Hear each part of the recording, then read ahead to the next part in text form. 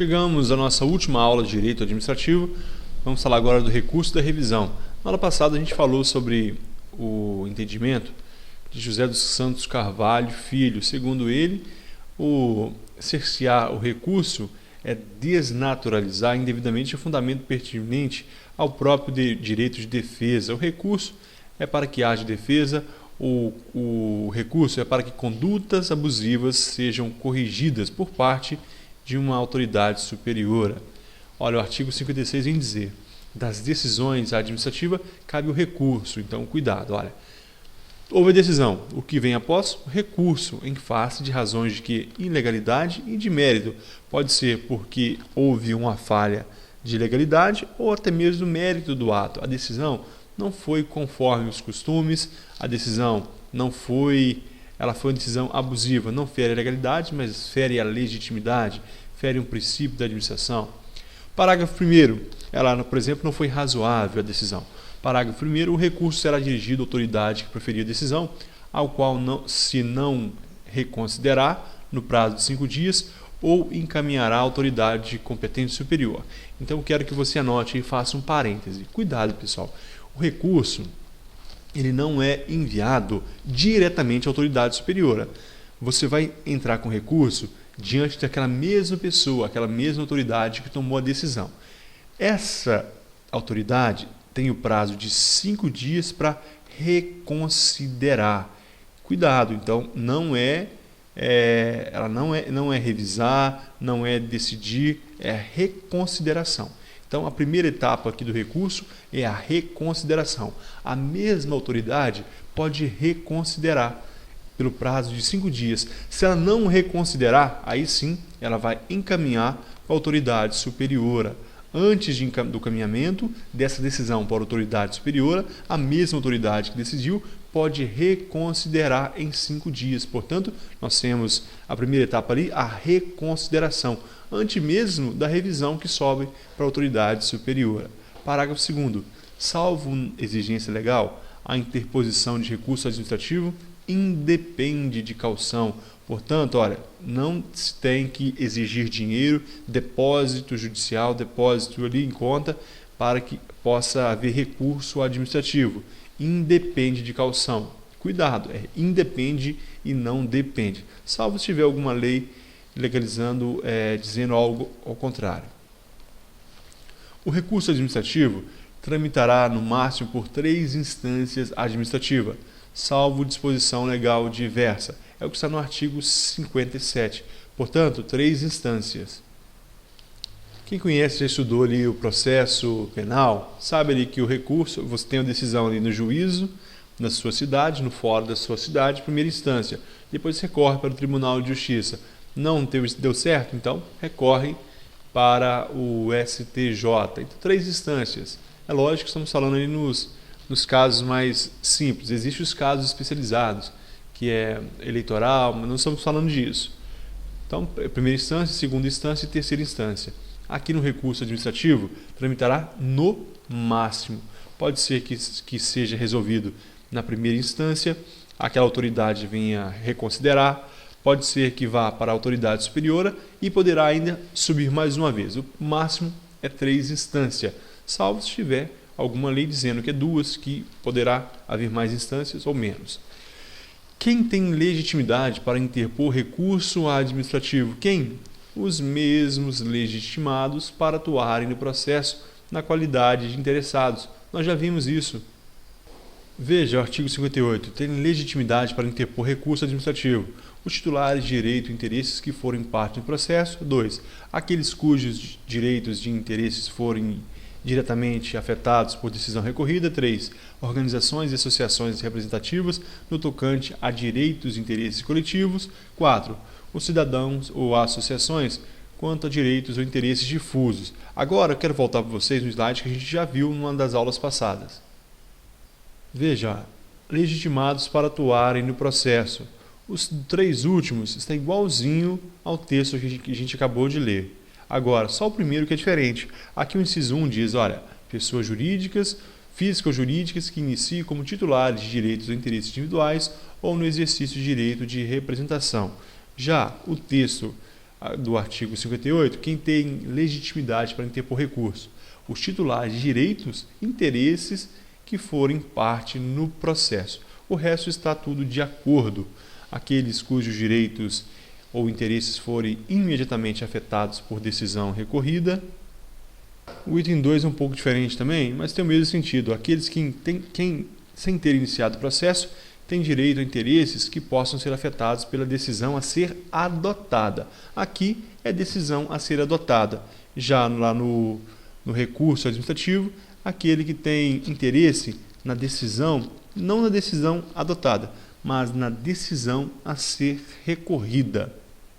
E o 3 e 4 com o mesmo texto, as organizações e associações, interesses coletivos, cidadãos, associações com direitos de interesses difusos. Então, esses têm legitimidade para interpor recurso administrativo. Eles são titulares para entrar com recursos. É de 10 dias o prazo para interposição de recurso administrativo, contado a partir da ciência ou divulgação oficial da decisão recorrida. Qual é o prazo para recurso? A regra é 10 dias. São 10 dias para eu entrar com recurso administrativo. Agora, salvo disposto em lei específica. Então, nós temos, por exemplo, a lei de licitação 8666/93, que diz que é 5 dias o prazo para entrar com recurso. Se não estiver disposto em lei diferente, será o prazo, portanto, de 5 dias, prazo de 10 dias para recorrer. 10 dias você tem para entrar com recurso administrativo. E a decisão? 30 dias para decidir pela autoridade, a partir do recebimento dos autos, pelo órgão competente, salvo quando a lei estipular prazos diferentes.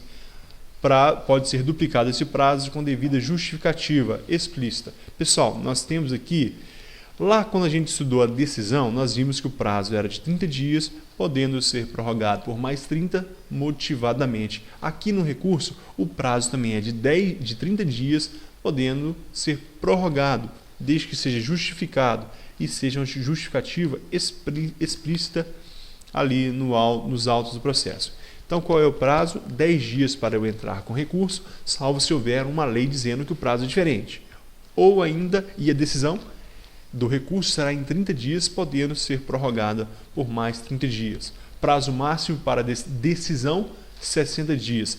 Prazo máximo para a revisão, 60 dias, justificado. Isso é o prazo total, já com a prorrogação. O prazo da lei é 30 dias. Prazo para entrar com recurso, 10 dias. Por regra, o recurso não tem efeito suspensivo. Isso é, não suspende a execução da decisão recorrida. Então, costuma-se dizer que os recursos administrativos possuem apenas efeito devolutivo, mas não suspensivo. Isso visa o quê? A celeridade do processo, o princípio da celeridade. Ele não tem efeito suspensivo, há somente o efeito devolutivo. Todavia, o problema, a autoridade competente para apreciação do recurso administrativo poderá, de ofício a pedido, de modo excepcional, conceder efeito suspensivo ao recurso, se houver justo receio de prejuízo de difícil ou incerta reparação decorrente da decisão recorrida. Qual que é a regra, pessoal? Para a prova, não preocupe com detalhe, apenas guarde isso. Para a nossa prova, o efeito do recurso administrativo não tem efeito suspensivo. Recurso administrativo tem apenas efeito devolutivo, mas a autoridade competente pode sim dar a ele efeito suspensivo se tiver prejuízo para a decisão ou ainda incerta reparação recorrente da decisão recorrida. Ah, não entendi nada, isso é demais para mim, nunca estudei processo penal, nem processo administrativo, não sei nada disso. Então decore o seguinte, olha, os recursos administrativos possuem efeito apenas devolutivo, não suspensivo. Recurso administrativo não possui efeito suspensivo, mas a autoridade competente poderá conceder efeito suspensivo. Eu só quero voltar aqui atrás para dizer a você, olha, o efeito suspensivo aqui, ele é ele pode ser de ofício ou a pedido de modo excepcional. Esse efeito suspensivo, ele é excepcional. A regra é que o efeito é somente devolutivo e não suspensivo, ok? Então vamos seguir. Artigo 62. Interposto recurso, o órgão competente para dele conhecer deverá intimar os demais interessados para que no prazo de 5 dias úteis apresentem alegações. As alegações finais do processo é o prazo de 10 dias. Essas alegações aqui no recurso, o prazo é de 5 dias. Após o recurso, o órgão ali que onde está acontecendo aquele processo administrativo vai intimar os interessados para que possa apresentar em 5 dias a sua alegação. O recurso não será reconhecido quando for interposto fora do prazo, for perante a órgão que não tem competência para recorrer, ou por quem não haja legitimidade, nós já vimos quem são os legitimados, após exaurida a esfera administrativa, ou seja, já ocorreu aqui a coisa julgada administrativa. Se houver ocorrido isso aqui, ele vai poder recorrer somente no judiciário. Então, fora do prazo, nós sabemos que a parte tem 10 dias para recorrer. Passaram os 10 dias, perdeu. Órgão competente. Qual é o órgão competente para apresentar o recurso? Aquele mesmo órgão, a mesma autoridade que decidiu.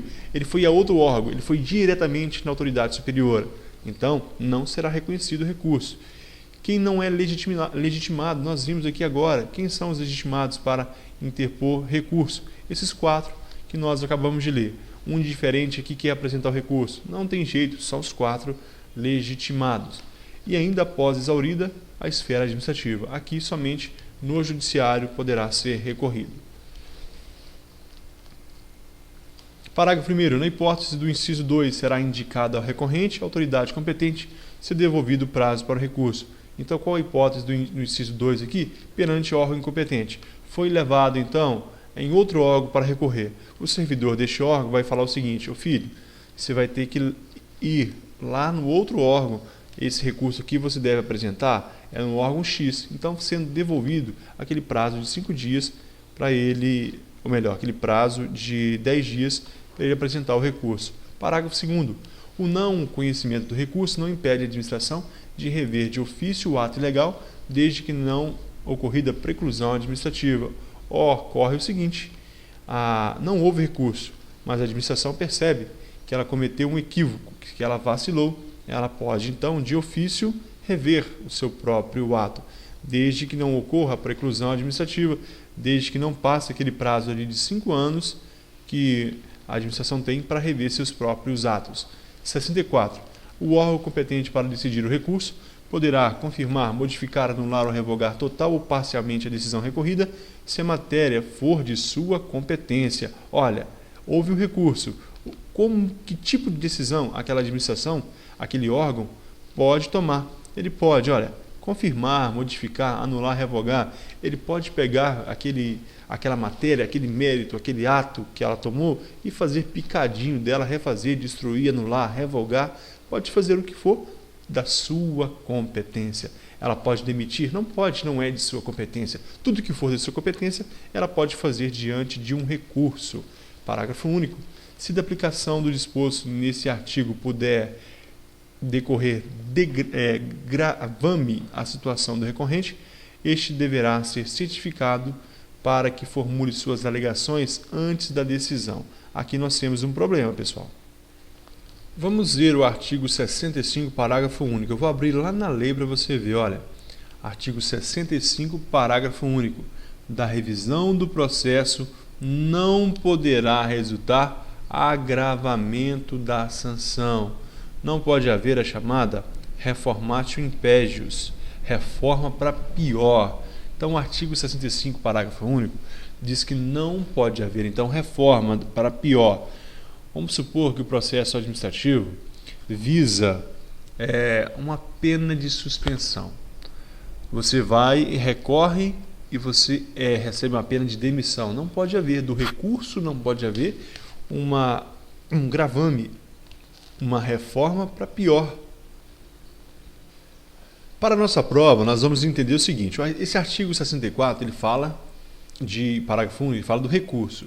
O artigo 65, ele fala da revisão. quando da revisão, vamos ler lá o artigo 65, quer ver? Os processos administrativos que resultem em sanções poderão ser revistos, aqui é revisão e não recurso, a qualquer tempo, a pedido de ofício, quando surgirem fatos novos ou circunstâncias relevantes suscetíveis de justificar a inadequação da sanção aplicada. Então, nós vamos voltar a esse assunto, mas saiba desde já que a revisão é para quando surgir fatos novos e da revisão não poderá ocorrer agravamento da sanção. Aqui nós estamos falando do recurso, portanto a lei prevê que no recurso pode haver gravame a situação recorrente. Então pode haver um agravamento no recurso. Isso é muito questionado, mas está na lei. Então nós vamos guardar isso para a prova. Está correto. Se da aplicação no disposto aqui neste recurso a decorrer gravame a situação do recorrente, esse deverá ser cientificado para que formule as alegações antes da decisão. Sabemos que isso aqui na doutrina e na jurisprudência, isso é complicadíssimo, há muito debate, mas nós vamos guardar isso como correto dessa forma. Agora, daqui a pouco a gente vai ver o artigo 65. Aqui nós estamos falando do recurso. Do recurso pode haver gravame, pode haver a situação do recurso, a administração dar uma pena maior? Pode sim, no recurso pode, agora na revisão não. Então vamos lá. Artigo 64A. Se o recorrente alegar violação de enunciado da súmula vinculante, o órgão competente para decidir o recurso explicitará as razões de aplicabilidade ou inaplicabilidade da súmula, conforme o caso. Pessoal, nós sabemos que a súmula vinculante ela tem o poder de vincular as decisões do judiciário, tanto no judiciário como na administração. Então, aquela decisão ali no poder judiciário vai vincular ali a administração. Então, se o recorrente alegar violação do enunciado de uma súmula vinculante, ou seja, houve uma súmula vinculante e não foi respeitada, e a decisão que aquela administração tomou não levou em consideração aquela súmula vinculante do STF. Então, o órgão competente para decidir o recurso vai ter que explicitar as razões da aplicabilidade da súmula ou da inaplicabilidade da súmula, conforme o caso. Então, ele vai ter que justificar por que não está observando a súmula vinculante ou por que está observando a súmula vinculante. Artigo 64b. Acolhida pelo STF a reclamação fundada em violação de enunciado da súmula vinculante, dar-se-á ciência à autoridade prolatora e ao órgão competente para o julgamento do recurso, que deverão adequar as futuras decisões administrativas em casos semelhantes sobre a pena de responsabilização pessoal na esfera civil, administrativa e penal. Ora, pessoal, quando ocorre a violação de uma súmula vinculante, você pode reclamar. O termo é reclamação. Você vai reclamar ao STF, entrar com a reclamação de violação de súmula vinculante. E aquele órgão que proferiu a decisão, a partir daí vai ter que adequar as suas decisões à súmula vinculante. Se não fizer, haverá responsabilização civil, administrativa e penal, ok? Artigo 65. Os processos administrativos que resultem em sanção, aqui está o segredo. Os processos administrativos que resultem em sanções, então tem que ter punição, poderão ser revistos. Então nós temos o Instituto da Revisão. Estávamos falando de recurso, agora vamos entrar na revisão. A qualquer tempo, o que não tem prazo, não é 5 anos, 10 anos, 20 anos, não. A qualquer tempo, a pedido ou de ofício, quando surgirem fatos novos ou circunstâncias relevantes suscetíveis de justificar a inadequação da sanção aplicada. Então, pessoal, surgiu um fato novo ou circunstância relevante que justifique que aquela foi inadequada aquela aplicação. Dessa forma, nós teremos a revisão. Pode ser após o trânsito de julgado, não importa. Surgiu fato novo que prova que ele é inocente, que prova que, olha, surgiu aqui uma filmagem de que provando que não foi ele que cometeu aquele crime na administração pública. Surge, então, resulta em sanção, um fato novo, então poderá haver a revisão. Parágrafo único da revisão do processo, não poderá resultar agravamento da sanção, agora sim. Então nós temos aqui, pessoal, que a revisão é para fatos novos, desde que o processo resulte em sanção. Então ele pode ser a qualquer tempo. Guarde isso, não existe prazo decadencial para pedido de revisão. Não existe prazo decadencial para pedido de revisão, é a qualquer tempo. Vimos que é de 10 dias para interposição de recurso. Se cair na prova dizendo que é 10 dias para pedido de revisão, está errado. 10 dias é para recurso. Para pedido de revisão não existe, portanto, prazo decadencial. Dos prazos, os prazos começam a correr a partir da data de cientificação oficial, excluindo-se da contagem o dia do começo, incluindo-se o dia do vencimento. Então, prazos, isso aqui não tem muita importância em prova, mas nós vamos falar. Começa a correr a partir da data da cientificação oficial. Oficialmente, você foi cientificado daquele fato.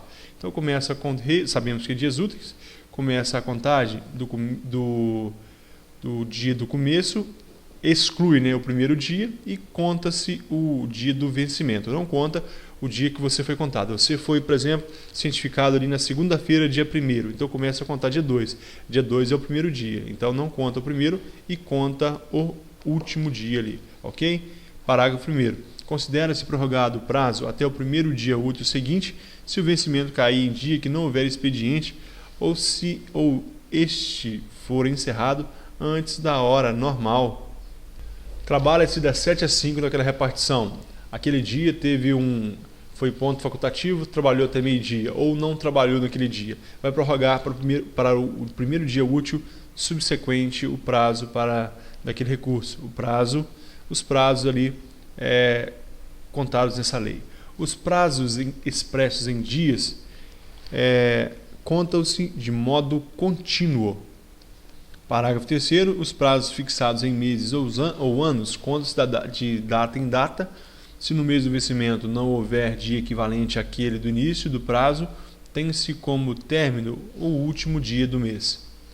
Portanto, de data em data, se for um prazo na lei tiver contado em anos, 1º de janeiro vai vencer 1º de janeiro do ano seguinte. Se for dia 31 de dezembro, vai terminar ali dia 31 do ano seguinte. No caso de meses, começou dia 31 e o mês ao qual encerra termina com 30, então é o último dia. Muito tranquilo, isso também não cai em prova. Artigo 67. Salvo motivo de força maior devidamente comprovado, os prazos processuais não se suspendem. O prazo processual não vai parar de contar, salvo que força maior, houve uma calamidade e aquela repartição não funcionou durante um período. O prazo será suspenso, salvo força maior. Das sanções, artigo 68. As sanções a serem aplicadas por autoridade competente terão natureza pecuniária ou constituirão em obrigação de fazer ou de não fazer, assegurado sempre o direito de defesa. Vem falar dos tipos de sanções a serem aplicadas, também sem incidência em prova. E o artigo 69. Os processos administrativos específicos continuarão a reger-se por lei própria, aplicando-se apenas subsidiariamente os preceitos dessa lei. Portanto, na Lei 8.112/90, que institui Lei do Servidor Público Federal, há naquela lei o processo administrativo. Subsidiariamente vai aplicar os preceitos dessa lei. E os processos administrativos específicos, então, no estado de São Paulo tem o seu, subsidiariamente poderá ser aplicado esse? Sim, esse foi feito para a esfera federal, mas subsidiariamente poderá ser aplicado lá. 69A terão prioridade na tramitação em qualquer órgão ou instância os procedimentos administrativos em que se figure como parte ou interessado. Pessoa com igual ou idade superior ou igual a 60 anos, já está no Estatuto do Idoso. Pessoa portadora de deficiência física ou mental. Hoje, pessoa com deficiência, expressão correta. Pessoa com deficiência, portanto, física ou mental. E pessoas de igual ou maior a 60 anos têm prioridade, portanto, na tramitação de qualquer processo administrativo. Perfeitamente? Então, ok. Vamos seguir. das disposições finais. Nós temos ainda o inciso, o terceiro foi vetado, o inciso 3 foi vetado, e inciso 4, pessoa portadora de tuberculose ativa, esclerose múltipla, neoplasia maligna, hanseníase, paralisia irreversível, incapacitante, cardiopatia grave. Todas essas doenças aqui, pessoal, são consideradas doenças graves. A lei, lá na lei 8.000, na lei de... nós estudamos direito previdenciário, vem dizer o que são doenças graves. São todas essas. Então, as pessoas com igual, superior a 60 anos, portadora de deficiência física ou mental, pessoa com doença física, com deficiência física ou mental, pessoa com doença grave dessas previstas em lei, elas então têm prioridade na tramitação de processo administrativo. Parágrafo 1º, a pessoa interessada na obtenção do benefício, juntando prova de sua condição, deverá requerer à autoridade administrativa competente que determinará as providências a serem cumpridas. Que providências são essas? Passar na frente. Parágrafo 2º. A deferida prioridade, os autos receberão identificação própria que evidencie o regime de tramitação prioritária. E terminando, bem-aventurado ao povo ao qual assim acontece, bem-aventurado é o povo cujo Deus é o Senhor.